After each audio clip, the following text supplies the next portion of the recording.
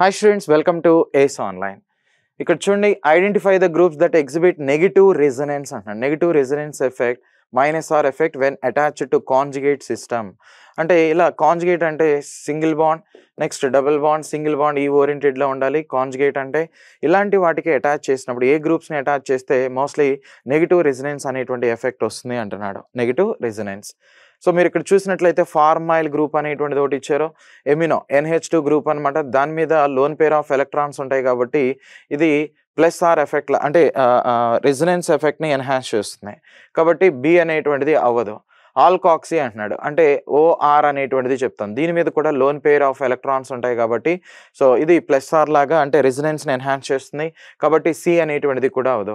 కానీ చూడండి, సైనైడ్ కానీ నైట్రో గ్రూప్స్ అనేటువంటివి కానీ నెక్స్ట్ ఇక్కడ ఉన్నటువంటి ఫార్మైల్ గ్రూప్స్ అనేటువంటిది ఏదైతే ఉన్నాయో, ఓకే, సో ఫార్మైల్ అనేటువంటి గ్రూప్స్ అనేటువంటిది ఏదైతే ఉన్నాయో ఇవన్నీ కూడా ఏ కేటగిరీ కిందకు వస్తాయి? -R అనేటువంటి కేటగిరీ కిందకు వస్తాయి. ఎందుకంటే ఇవి ఎలక్ట్రాన్ విత్డ్రాయింగ్ గ్రూప్స్ లాగా యాక్ట్ చేస్తూ ఉంటాయి కాబట్టి సో ADE అనేటువంటి వాటిని తీసుకుంటాం. అంటే ఆప్షన్ సి అనేటువంటిది రైట్ ఆన్సర్ అనమాట. Thank you.